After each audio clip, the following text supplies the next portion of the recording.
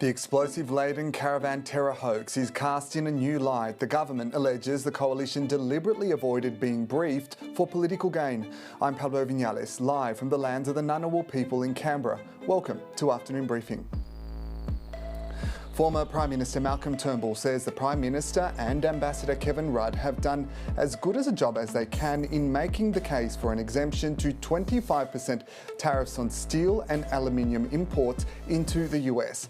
The tariffs are set to come into effect this week. So is this final call out of Australia's hands? Shadow Trade Minister Kevin Hogan joins us live in just a moment. Home Affairs Minister Tony Burke says opposition leader Peter Dutton deliberately avoided AFP briefings on the Dural caravan terror hoax for political gain. Did the coalition dodge information to make claims about the Prime Minister's accountability? Shadow Home Affairs Minister James Patterson is coming up later this hour. And the Australian share market has joined a global market sell-off with $50 billion wiped off the ASX 200 at the peak of the fall today. It follows the US markets tanking overnight after President Donald Trump declined to talk down the prospect of a recession. We'll have the latest from the Australian Stock Exchange when it closes later this hour.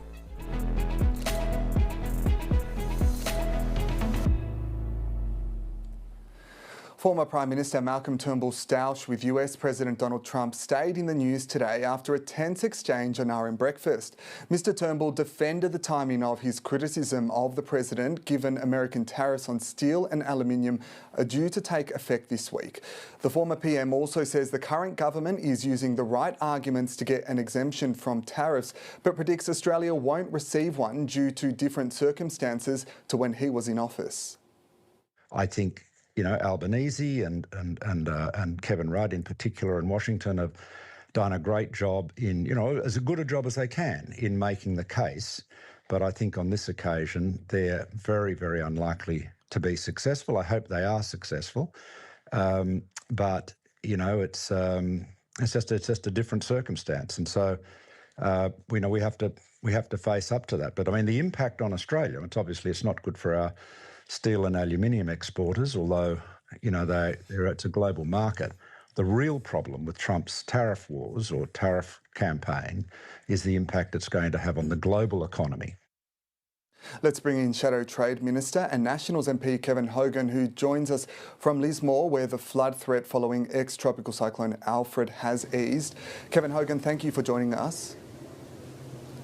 Pleasure, Pablo. Let's start with the looming tariff deadline. Malcolm Turnbull is saying the federal government is using the same arguments that he did under the first Trump administration, but it's not going to work, essentially saying that Australia won't be to blame because it is a different circumstance. Does he have a point? Well, can I just start, Pablo, by saying Malcolm Turnbull had a term for ex-PMs called miserable ghosts when they felt the need to, come back. And I think he's the most miserable ghost of all at the moment. But he doesn't have a point because there's one important point that Malcolm Turnbull misses, and there's a very important point that the Prime Minister and the Labor government miss. And that is the Prime Minister has been very weak on this issue. Now, why do I say that? Is we are a member of AUKUS. Now, who's a member of AUKUS? India is, Japan is, Australia is, the US is. The Japanese Prime Minister has been over to meet President Trump since being elected. The Indian Prime Minister has been over to the US to meet President Trump since being elected. We're a member of AUKUS. Who's the other member of AUKUS besides America and Australia? The UK. The UK Prime Minister has been over to meet the President since he's been elected. The only leader who has not made the effort to go and meet President Trump and develop a personal rapport with him. That's how Trump operates, leader to leader. He's transactional. And this Prime Minister has not put the aluminium and steel jobs and those industries in our community, in our country, important enough to go over and meet the President. They're a very important national security partner. They're a very important economic partner, but you would not know it. Albanese has not gone over there to meet him in the last 4 or 5 months and has no intention to. It's not good enough for our Prime Minister. So are you suggesting that if he had had a personal meeting with President Trump, we wouldn't be in this predicament? Is that what you're saying? Well, I'm saying if it had a meeting with President Trump and developed a personal rapport, we would have a better chance of getting an exemption.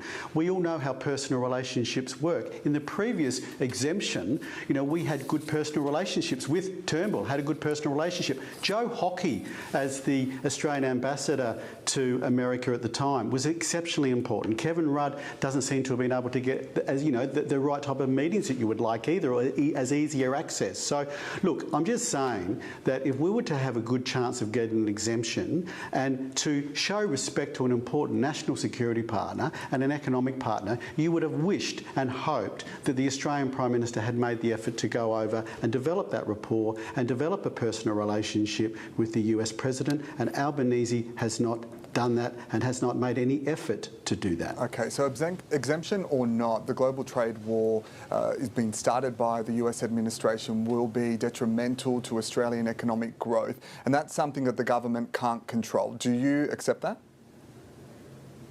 Yeah, look, I think certainly, and look, we've had issues with, a number of trading partners. Australia has done exceptionally well out of a rules-based international trade order. We just last year sold $650 billion worth of goods and services to the rest of the world.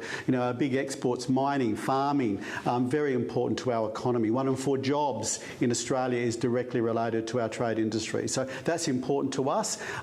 If we get elected into government, I think it will be a real focus of this government to work with same-size type economies, the Japans, the South Koreas, countries in Europe and South America, where we protect this rules-based order because it's been important for us and it will be important for a lot of those type of economies as well. You mentioned AUKUS a moment ago and you pointed out that the US investment in AUKUS is part of a reason why the US, has more reason to give us an exemption than last time. But do you really think that Donald Trump is loyal to that deal? We know how transactional he is, and he also couldn't even recognise the acronym when he was asked about it. Well, I certainly believe that we actually have a better argument to get an exemption this time than when we got the exemption a few years ago. And one of them being AUKUS. Richard Marles was just in the States a few weeks ago with an $800 million check relating to AUKUS. We have national security is a bigger issue, I think, now than it was then. We have critical minerals that are important to the US, and supply chain sustainability and reliability. So I actually think there is a better argument for us to get the exemption now than when we got it when we were in government. But the Prime Minister wouldn't know that. We wouldn't have been able to test that leader to leader in the way that Trump operates because our leader has not been seen there. You've obviously slammed the comments by former Prime Minister Malcolm Turnbull, but he was the one to secure a carve-out. So does this give Labor political cover if a deal can't be struck by Thursday? Well, what it doesn't give cover for is what I've just said.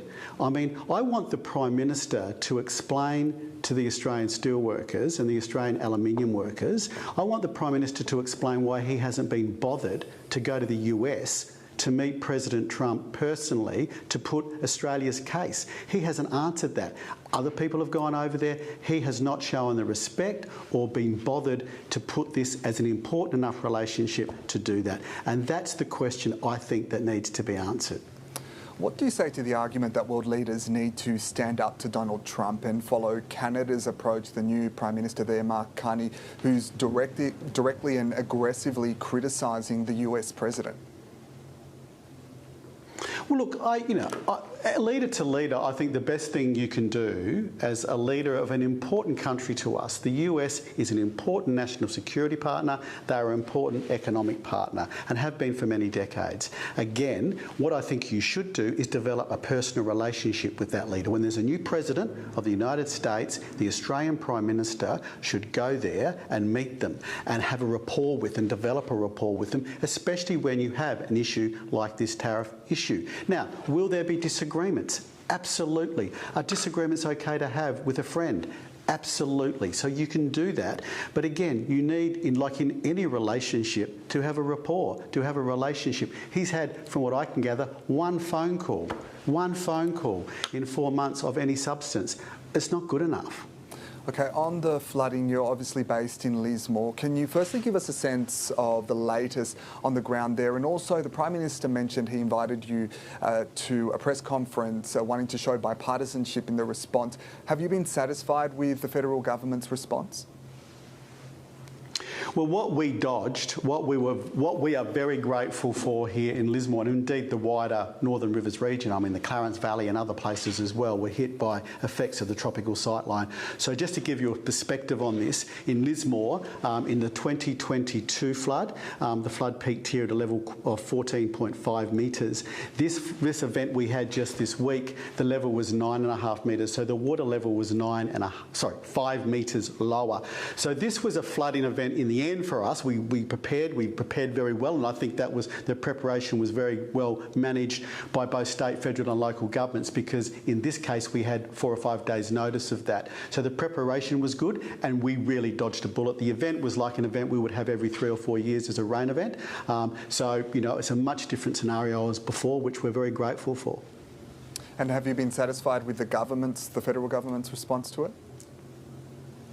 Well, I'm happy with the preparation of all levels of government. We had a 5-day warning, which we didn't have in 2022. The bomb didn't predict what was going to happen that night. It was quite an isolated or quite a concentrated area. But given that the tropical cyclone was coming for 5 days, we had a lot of warning, and the local government here did a great job, and there was good preparation by the 3 levels of government to get prepared because we had a good warning of it. Okay, and just quickly, Kevin Hogan, I wanted to get your view on this. Would you leave your community to attend a fundraiser interstate if you knew a natural disaster was coming in days? Look, I don't know all the details of that, but I know that Peter and our leader was at his home in his community when that cyclone struck, and as that struck, and he himself has been isolated for a number of days. So I think Peter Dutton has shown great leadership. I think he was where he needed to be when that disaster struck on Saturday. I spoke to him later, a couple of days before that, about the situation that I was in. He showed great concern for my community and rang me before the effects of the cyclone struck here as well. And he at the time was at his home waiting for it to strike as well. Okay, Kevin Hogan, we'll leave it there. Thank you so much for your time. Thank you. Returning to the exchanges between US President Donald Trump and former Prime Minister Malcolm Turnbull, to unpack it all, Chief Digital Correspondent Jacob Grieber joins us now. Jacob, obviously the former Prime Minister not holding back. What do you make of his intervention here? Because he does raise an obvious point, but it does seem to be forgotten in terms of dealing with the Trump 2.0 era, that they're very different circumstances to his first administration. I think it was a really interesting set of remarks by Malcolm Turnbull this morning, particularly the ones on Radio National breakfast show with Sally Sara. A lot of attention, obviously, on the tone of that interaction, but the really important part was that he said, essentially, it wouldn't be Labor's fault if these tariff exemptions did not get secured by the Albanese government. That's a huge point for him to make. Turnbull was the man who got the exemption in 2018. That was on steel and aluminium at the time. It's exactly the same situation now. He says the same arguments apply for why Australia should be exempted, particularly that we have a trade surplus. But he says it's quite different this time round. Trump and the people closest to him, Turnbull says, are not happy about the exemptions in the past. There are also, frankly, far fewer, voices that are friendly to global trade in the White House this time around. It's very much people like Peter Navarro who are arguing very, very vehemently for no exemption. So it doesn't look good for Australia, and Turnbull critically is sort of giving the Labor government a leave pass here. Politically, that's quite significant. Yeah, I was going to say, can you talk a little bit more about that? Because it does give Labor now the chance to have some political cover once that deadline arrives. Do you think, the Liberals here are kind of scratching their heads going, what's They won't going be on? thanking Turnbull for this because that is exactly where they want to go. They want to hit Labor very hard. If they don't get an exemption, you heard it there in your last interview with the Shadow, who's making the point that we now have AUKUS in place. That means the relationship's much more enmeshed. There's much more at stake. and is frankly much more offensive. The idea that we then get hit with a tariff, which in America the tariff will be imposed because we're essentially a security risk. So that's kind of hard to swallow as an ally, and Labor will have to explain that part of it away. I think the other interesting thing about that little interview was him suggesting that India, Japan, other members of the Quad and AUKUS have been making visits to the White House. I don't know that they're going to get any exemptions either on this big wave of tariffs. So yeah, to bring it back to that, Labor's got a sort of a pincer movement on it, if you like, on this thing. They could also probably blame Turnbull if they were that way inclined. I don't know if they will, but Turnbull tangled with the president yesterday. He drew his ire on social media. There's been a lot of speculation that might torpedo these talks. Frankly, I don't know that that's right. That sort of sounds silly. You've got to get back to the basic principles here. Tariffs are bad for a country like Australia. We should be opposing them. Yeah, and Kevin Hogan, I think, just referred to Malcolm Turnbull as a miserable ghost, using his own phrase against him. Interested in, I guess, the challenge for world leaders as well, because we've seen some kind of have this softer diplomatic approach with Donald Trump, having dealt with him previously. But is it the case of them being afraid to criticise Donald Trump, or are they just aware of the political reality here and that it might not get results if you are, combative against Donald Trump? Well, Canada and Mexico have fought back, and the tariffs that were specific to those two countries are on hold, being negotiated. So you could see that as an example of where an aggressive approach does bear fruit. You now are in talks. They're now in talks with the president or his administration.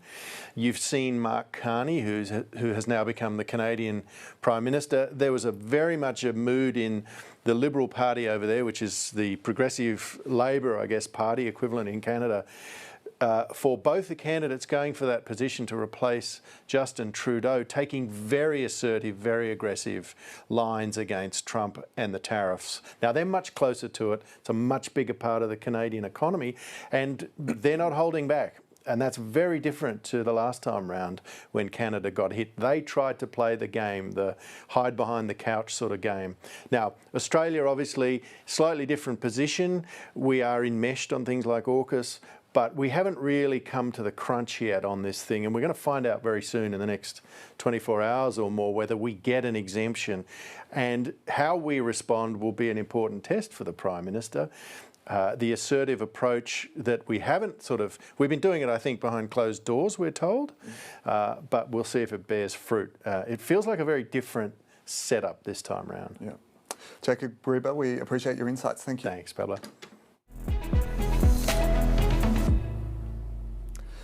Opposition leader Peter Dutton was on the Gold Coast this afternoon, urging travellers to consider the flood-affected area for a holiday over Easter to support them in the wake of ex-tropical cyclone Alfred.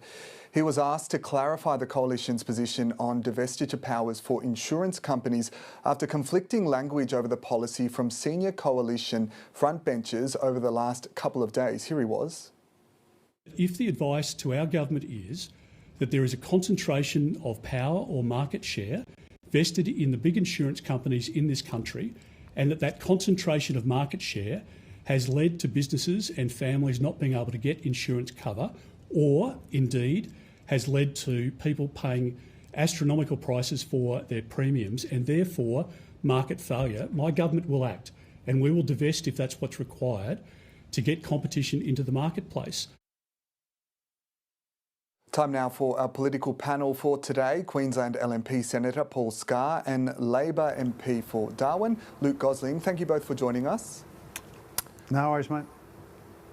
We'll come back to the floods, but first some breaking news this hour. Australia has run its first ever monthly trade surplus with the United States. Data from the Australian Bureau of Statistics show that in January, America imported more than $6 billion worth of goods from Australia. The previous monthly record of almost $3 billion was set in December. The federal government has repeatedly pointed out that in the case of Australia, the US runs a rare trade surplus. A key argument for our case for an exemption from tariffs, that's not a good sign for our case for an exemption, is it, Paul Scarr? I think you've got to look at the annualised figures, and I think for a number of years the annualised figures have indicated that the United States has the benefit of a significant trade surplus in terms of its trading relations with Australia. So I think you can, on the one hand, keep an eye on the month-to-month figures, but you need to look at the annual figures, and I think over the last few years there has been a significant trade surplus in favour of the United States, and I think that is one of the arguments which the government needs to mobilise in favour of Australia obtaining an exemption from the steel and aluminium tariffs. Paul, do you agree with former Prime Minister Malcolm Turnbull that Australia won't be to blame if it's hit with tariffs on steel and aluminium because it's a very different circumstance? I don't have any comment with respect to the former Prime Minister's remarks in this regard. I think we've just got to stay absolutely focused on a bipartisan basis in terms of making sure we get an exemption from the steel and aluminium tariffs. And the trade surplus is one of the arguments. Another argument is we have very strong security relations with the United States now. We're making significant investments in the US defence industry. And I think the solid arguments are there, the basis to get this exemption from these tariffs is there. Does he have a point, though, on having to stand up to Donald Trump? Well, I think, again, I don't necessarily agree with that language. I think the language has to be aligned with our national interest, and we just need to put the evidence-based arguments as to why Australia does not fit into the same category as some of the other countries that are the subject of the tariff action taken by the United States, because we do have on an annual basis that significant trade surplus, and we've got that very close defence relationship which is going to result in hundreds of millions of dollars, billions of dollars in the long term of Australian investment in US defence industries. Luke Gosling, are you concerned about what we're seeing on the ASX 200 today? Is the beginnings of what tariffs and trade wars could do to an Australian economy? Well, one thing's for sure is that recently Donald Trump commented on the fact that there is this long-term trade surplus in the United States' favour. I mean, he mentioned that himself. So I think Paul's right in saying let's not look at 1 month, but let's look at the steel and aluminium from Australia and what that does for jobs in the United States. I think that's part of a comprehensive suite of arguments that I know a former Prime Minister, but not Turnbull, Kevin Rudd, as the ambassador over there, has been absolutely indefatigable. He has been working so hard over there on both sides of the aisle to put forward Australia's national interests. But we've also had, the Prime Minister having 2 calls with the new US President. We've had the Foreign Minister over there. We've had the Treasurer over there in Washington, DC, and of course Richard Marles, the Deputy Prime Minister. We've had him over there as well. So I think continuing a bipartisan view of getting the best thing for Australia is the way to go. It's not good news before the budget, though, is it? Look, we're now going to have this budget, and the Treasurer will take that in his stride. Of course, all the work has been done, and we'll be fine-tuning that to make sure that we are supporting Australians with the support that they need, particularly at the moment. You've seen that with the floods. We can get to that in a moment, but we're making sure that people who have been directly affected by the floods are getting that up to 13 weeks of income support, including sole traders.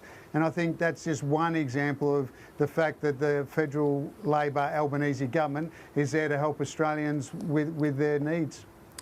Paul, let's go to the floods. We've had some better news on the floods today from New South Wales and Queensland. Premier David Crisafulli says the rainfall is easing, rivers are receding, and the threat of heavy rainfall is disappearing. Are we in the recovery phase now? Oh, I think we are. And we have been very fortunate. My office is based in the greater Ipswich region, and the Bremer River, the major river running through Ipswich, peaked at 11.49 metres earlier today, just below the major flood level of 11.7 metres. So there was just a question of centimetres in it. So we have been fortunate in that regard, but a lot of people have still suffered great damage to their properties, loss of income, as Luke referred to, and now's the time to wrap our arms around those people and make sure our constituents, our residents, have access to the assistance that's available to them at both the federal and state government level. We're obviously seeing as we enter this phase thousands of insurance claims. Paul, can you clarify the opposition's policy on divestiture powers for insurance companies? I think the opposition leader Peter Dutton summarised it in the episode you had just leading into this discussion. And obviously, if there is market failure, then the government always needs to look at what action it should take to rectify that market failure. At the moment, I think the focus has to be on ensuring the insurance companies do the right thing, process claims very quickly and rapidly, and assist people to get back on their own 2 feet. And I think that's the focus at the moment. Sorry, so does that mean intervention then, like with supermarkets?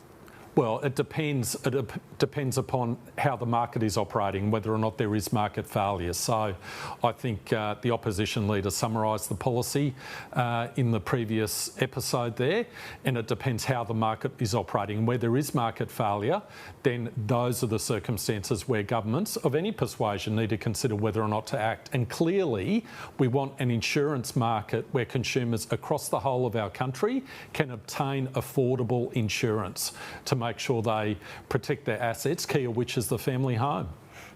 Is it fair to say that the floods will impact the budget bottom line? There has to be an impact on the budget bottom line in Queensland, in my home state.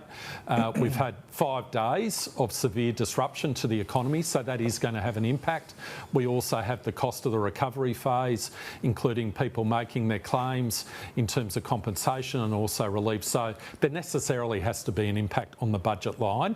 How serious that is, how material that is, I think it's too early to say. Luke Gosling, can we go to the caravan hoax in Sydney? The federal government has consistently said that we need to lower the temperature around these issues. Though New South Wales Premier Chris Minns has defended his language around terrorism and this caravan incident, despite police knowing almost immediately it was likely a hoax. Was that wise by the New South Wales Premier? Well, I think a lot of people thought right from the start that perhaps what we were hearing from people like Peter Dutton didn't exactly ring true. And when I say that social cohesion is so important in the country, it behoves every leader, including the New South Wales Premier, to act responsibly, to hasten slowly, to let the security agencies, the Australian Federal Police and other intelligence and security agencies do their job, because they were literally doing their job to find the organised crime syndicates who were responsible for this hoax.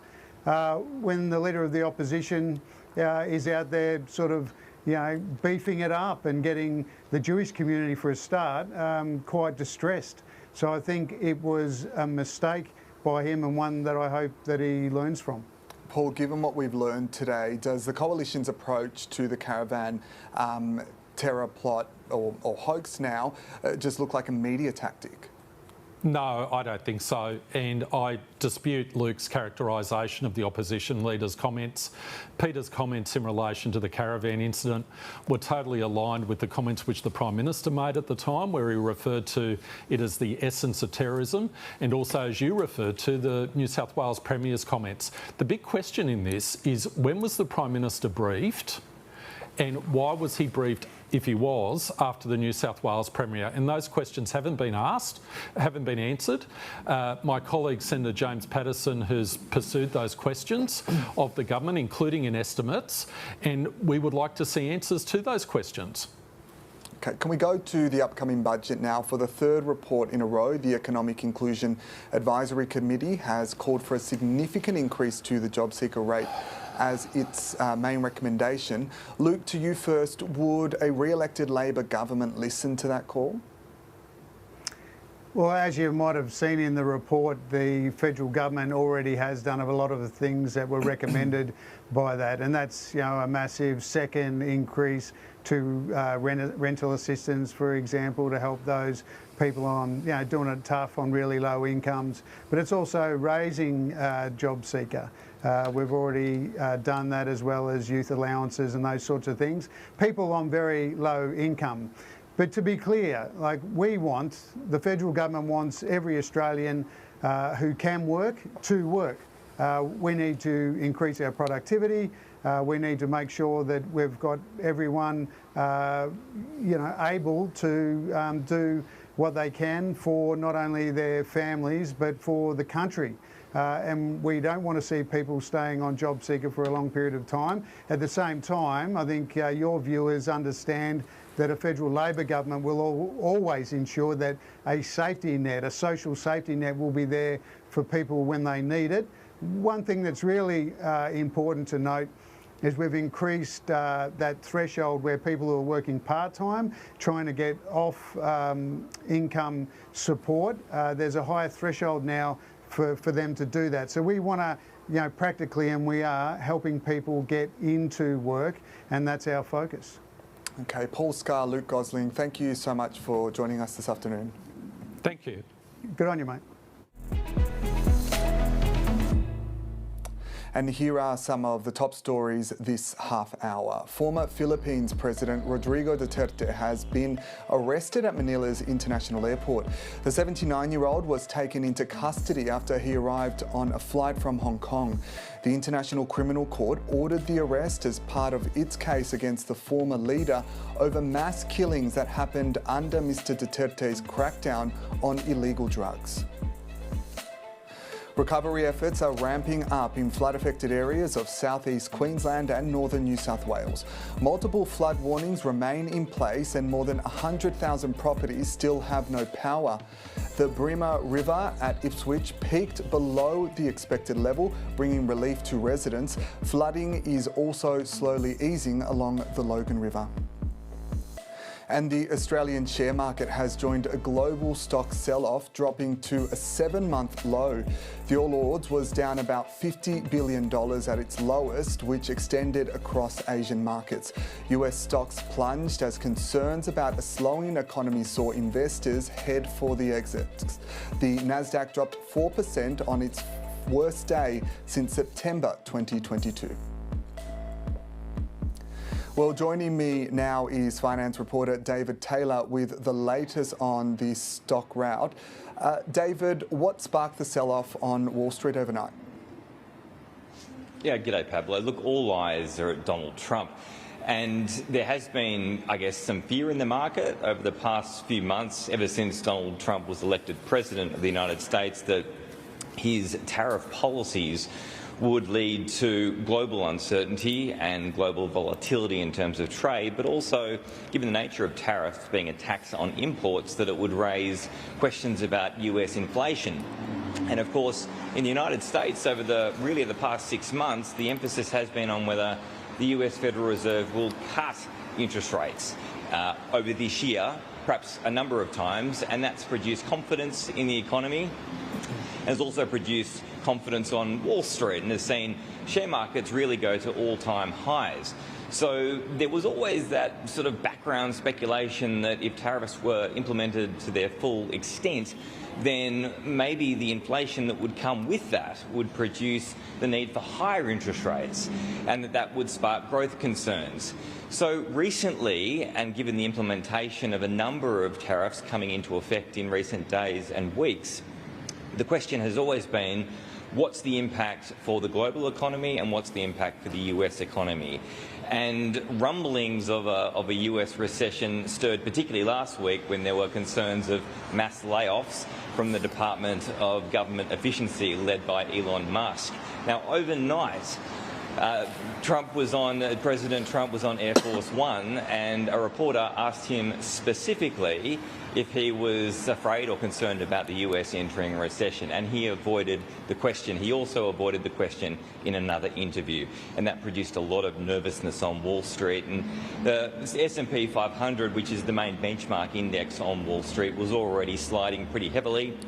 And that technology-heavy Nasdaq index is already in correction, meaning it's fallen around 10% from peak to trough. So it was just enough to really get the markets going, and there was, as you mentioned in the intro there was quite a significant sell-off. And central to it is this idea that the US economy will enter recession this year, and a lot of that has to do with a complete lack of business confidence in the United States and a complete lack of consumer confidence as I mentioned, the Department of Government Efficiency cuts public sector jobs, and that of course leads to less spending. Yeah, those comments by the US president creating so much uncertainty. So how much damage was done to the local share market today?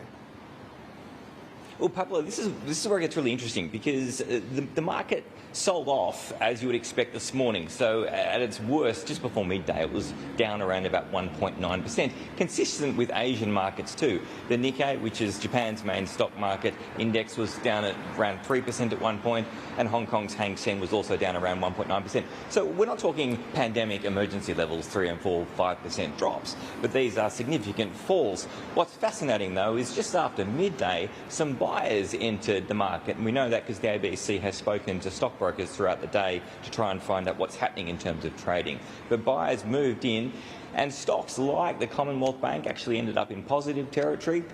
And indeed, there was some reasonably good results from Westpac, up 1.3%, and BHP up 1.6%. There are also some very heavy falls, though. So in terms of the technology sector today, there were very few technology stocks on the Australian Securities Exchange that came through very well at all. In fact, a lot of them were down quite heavily. In total, around about $19–20 billion was wiped off the stock market today. On a really big wipeout day, you're looking at $50–60 billion being wiped out. So there's $30 billion, if you like, that wasn't wiped out today. That said, the market itself hasn't recovered into positive territory today, which means, and as analysts have told the ABC today, there's still a lot of nervousness in the market. Wall Street futures, which points to how Wall Street is going to trade tonight, also moved into positive territory, I should say, around 1 p.m. Australian Eastern Daylight Savings Time. So, look, there were some positive signs as the afternoon trading progressed, but a lot of it, Pablo, is still negative. So what's in store for investors now over the coming months? Well, I guess the key question is whether or not the US is in fact going to go into recession or not, and coming weeks and months will dictate that. But again, US-based economists have told the ABC today that the key problem is a lack of business confidence, and that's due to so-called Trump tariff or economic policy chaos, and the extent of jobs in the US and how much in the public sector and how much that will crimp consumer demand. So you've got that business investment that's uncertain, and you've got that consumer confidence and spending that's uncertain, and of course fiscal restraint in the United States, which is going to pull back government spending. So what happens with the US economy will be crucial. The data we get on the US economy in weeks and months will also dictate financial market responses. But at the moment, brokers are telling the ABC that when the market dips a lot, buyers move in, and at this point they are forecasting that the selling, Pablo, will continue. Okay, a lot to unpack there. David Taylor, thank you. For more on the wider economic impacts of the impending tariffs on steel and aluminium, economist Nikki Hutley joined us a little earlier. Nikki Hutley, welcome to Afternoon Briefing. Thank you. We've seen the Australian share market has had a significant reaction to US President Donald Trump refusing to rule out a recession in the United States. Given many of these tariffs are yet to kick in, is this an ominous sign for what's to come? Oh, look, absolutely. And we've known from economic modelling long before Mr. Trump took to the White House a second time that the scale of the tariffs and the retaliatory measures against those were going to create havoc and with ripples right around the world, not just in the US and China. And everyone's now suddenly starting to wake up to this fact. And of course, financial markets are the ones that are telling us that these things are not good. And if the tariffs do come down on Australia as planned on March 12, what is the immediate impact, do you think, on the Australian economy? What is it likely to be?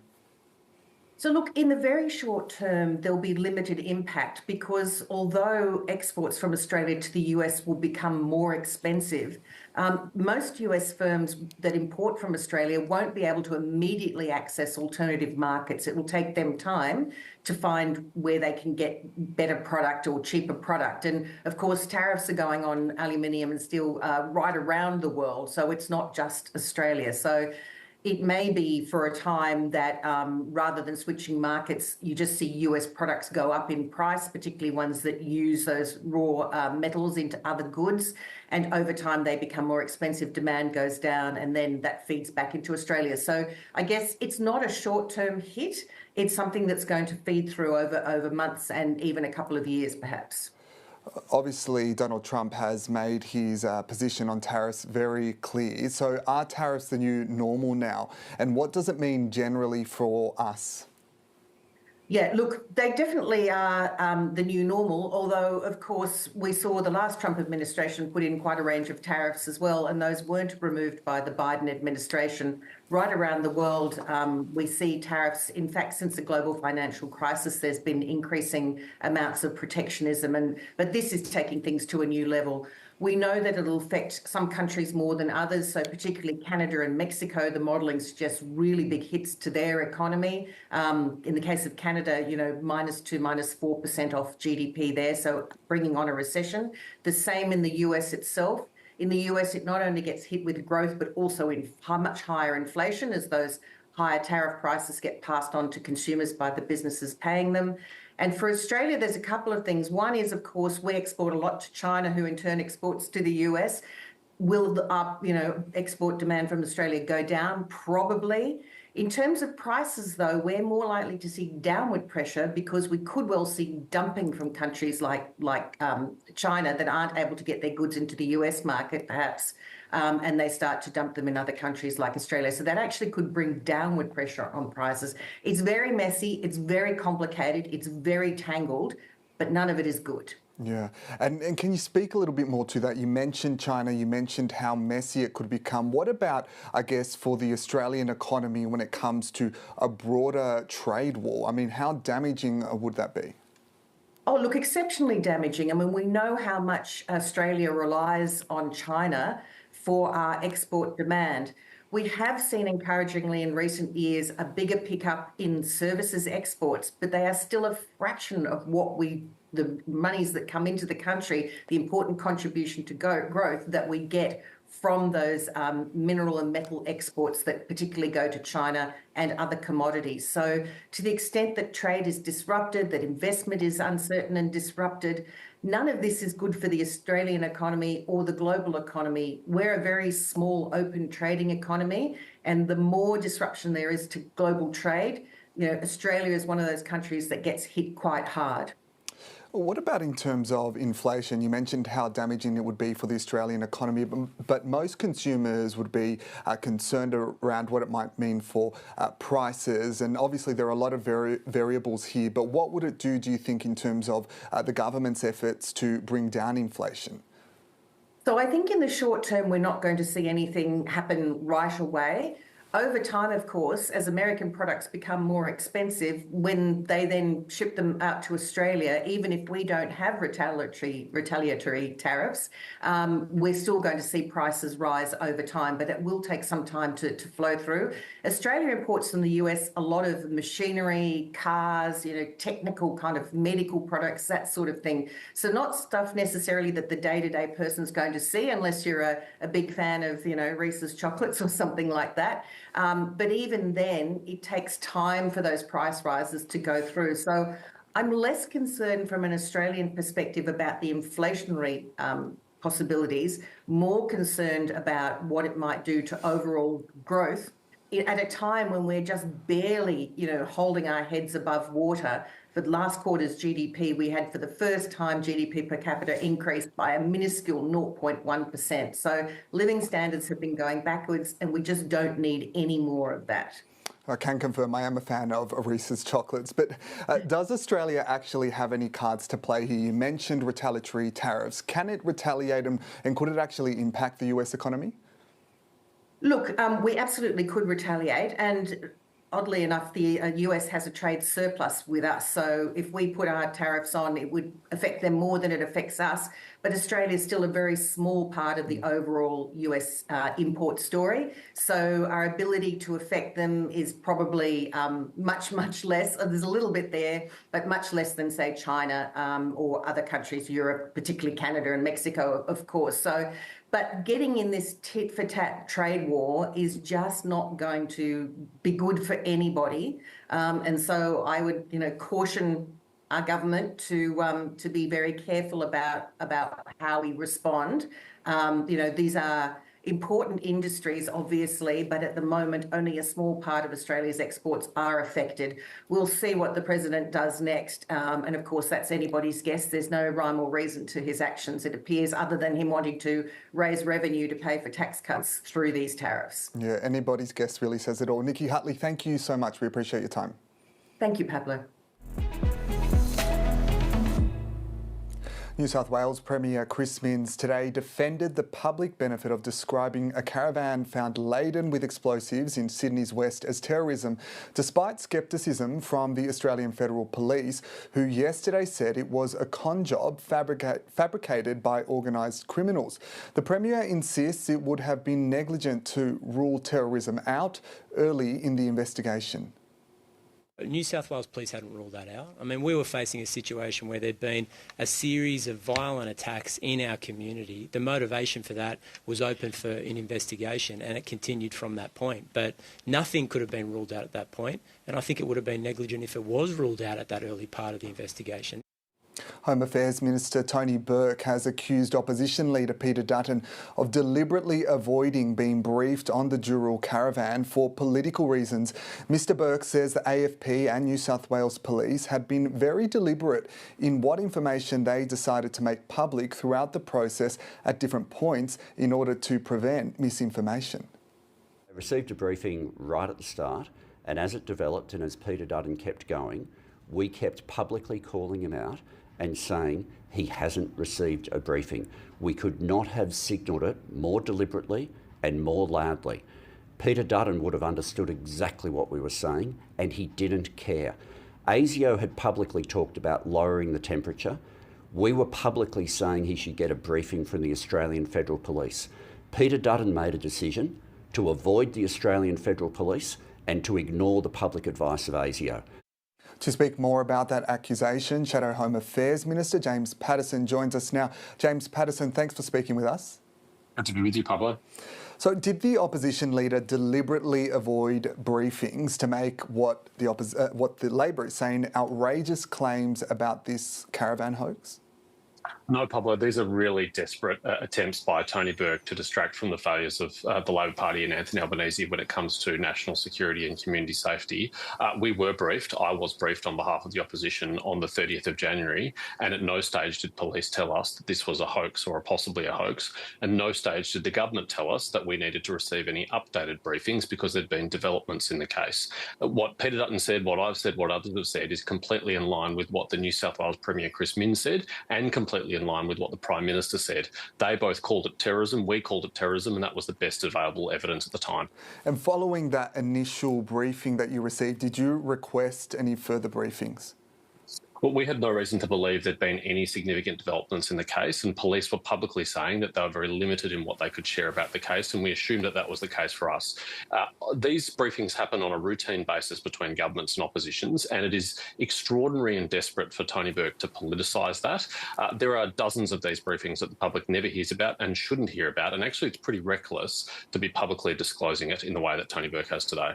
But are you saying you were obviously at the time very concerned? The rhetoric was highly charged that given what you learned, you didn't seek further answers, you didn't seek further information? No briefing was offered, Pablo, and the normal course of events is government is in possession of information that the opposition does not have, and if they believe we need to be briefed, they offer briefings. And in my parliamentary career, I have never on one occasion refused a briefing that was offered by the government. The government did not offer any briefing for the opposition on this, other than the ones we already received. So you say Tony Burke has misled the public. Has the coalition misled people, though, when Peter Dutton said that it would have been the most catastrophic terrorist attack in our country's history when clearly it was a hoax? Well, that was based on what the New South Wales Premier and New South Wales Police said at the time. Chris Minns said this was a potential mass casualty event, and New South Wales Police said the blast radius from these explosives would have been 40 metres. Now, Peter Dutton was right to describe it in the way that he did at the time, and Tony Burke is just trying to cover up for the Prime Minister's failures here. New South Wales Premier Chris Minns has also defended his language around terrorism and this incident, despite police knowing almost immediately it was a hoax. Did he do the right thing here, and do you think just overall for all leaders there is a lesson here? No, I'm not critical of Chris Minns here. This is a serious incident, Pablo. Let's remember, even if it is the case that it was organised criminals who concocted a fake terror plot to target the Jewish community, that struck fear in the heart of Jewish Australians, and with good reason, because among the people who have been arrested for this hoax attack were people who allegedly carried out actual attacks on Jewish-owned businesses. There was a firebombing of a Jewish bakery in Sydney, allegedly carried out by this same group. So for Tony Burke to downplay the seriousness of these attacks on the Jewish community today, I think is shameful. It shows why he's out of touch on these issues and has failed to appreciate the seriousness of anti-Semitism.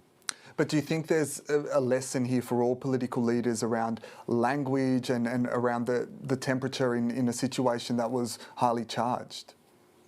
Well, it was an option available to the government at any time if they were concerned that any statements on the public record were not accurate to correct it. I note the Prime Minister never corrected the record that this was terrorism. If the Prime Minister of Australia puts on the public record that this is a terrorist incident and he subsequently becomes aware that that's not the case, the obligation is on him to publicly correct the record. But not only has he never done that, he has still never said when he was briefed or when his ministers were briefed on this very serious incident, and it's open for him to explain why he hasn't disclose that. I wanted to get your reaction to some breaking news we discussed earlier this hour. Australia has run its first ever monthly trade surplus with the United States. Data from the Australian Bureau of Statistics show that in January, America imported more than $6 billion worth of goods from Australia. That's not a good sign for our argument for an exemption, is it? Look, that's a very rare event. It has been the case for decades that the United States has a significant trade surplus with Australia, and we're one of the few trading partners that they do have that trade surplus. That's not a concern to Australian policymakers. It never has been, because we're a free trading nation and we benefit from trade, and we recognise we have trade deficits with some countries and we have trade surpluses with others. And in the end, all Australians are better off as a result of that. I think the key thing here is, why hasn't the Prime Minister got on the plane to Washington, D.C. to meet with the President? We know he's previously said publicly he's scared of the President. I don't know if that's the reason why he hasn't done so. But we haven't even sent our Trade Minister over to make the argument for an exemption. All stops should have been pulled out here, and I don't think they've put their shoulder to the wheel. So you're saying, and this is a point that Kevin Hogan made as well, that the Prime Minister should have gone to visit the US President. Would you have been critical of him, given that the Coalition has been previously critical of him travelling? No, I wouldn't have been. I mean, this is about Australian jobs and Australian industry, and the Prime Minister should have gone. The UK Prime Minister has travelled there. The Japanese Prime Minister has travelled there. The Indian Prime Minister has travelled there. The French Prime Minister has travelled there. The Canadian Prime Minister has travelled there. All of those leaders understood it was important to form a good, strong, early relationship with Donald Trump to put their country's interests forward. The Prime Minister's failed to do that. Not even the Trade Minister has done that, and I think that reflects badly on them. Okay, what did you make of Malcolm Turnbull's comments overnight? Is the government doing its best here? And does he have a point when he says that it's effectively out of Australia's hands? Well, Malcolm Turnbull's now a private citizen, and he's entitled to make whatever comments he wishes about these matters. And if there are two people in the world who do not need anyone else to speak on their behalf, it is Malcolm Turnbull and Donald Trump. I think the real issue here is what the current Australian government is doing to seek and receive this exemption. Are you concerned about the ASX 200 dive today following the US plunge overnight? There could be some serious economic tailwinds post-tariffs if the US does go into recession. Yes, I am. I think we're in a very uncertain economic climate, as well as a very uncertain strategic and security climate. And I am worried that this government is not up to that task. At a time of uncertainty globally, what we need is strong leadership, not weak leadership. And from the Prime Minister down, this government has consistently displayed weak leadership, whether it's on national security or whether it's on tackling inflation. Given the comments that Donald Trump is making and the kind of consequences it has globally, at what point do you think it's incumbent on world leaders to be a little bit more forthcoming, a little bit more frank in criticising the US president? Well, we've been very clear when we have disagreed with President Trump. For example, in relation to Gaza, we've said that his proposal for that is not consistent with our support for a two-state solution. And on other matters, including especially on Ukraine, we've said that we disagree with him on that, and we think we should continue to support Ukraine, that we believe it was an unjustified and illegal invasion by Russia, and that we believe that President Zelensky is a democratically elected hero of Ukraine and we should back him in. And so we'll continue to do that and stand up for Australia's national interest. We'll never shy away from doing that. Should we take a leaf from Canada's book where they're being more forthright and aggressive? Canada is in a very different situation to Australia. They are facing an across-the-board tariff, not just a tariff on one industry, and they've obviously responded in kind. I don't think Australia would benefit from trying to attempt to have retaliatory tariffs, as your previous guest said. That's not in our national interest. That's not in our economic interests. On another issue before we let you go, the coalition says we shouldn't send peacekeeping troops to Ukraine. Now, Russia has warned Australia of consequences if Australia did contribute to an international peacekeeping force. The government says it won't be intimidated by Russia. Won't we look like we're just cowed by Russia if we don't?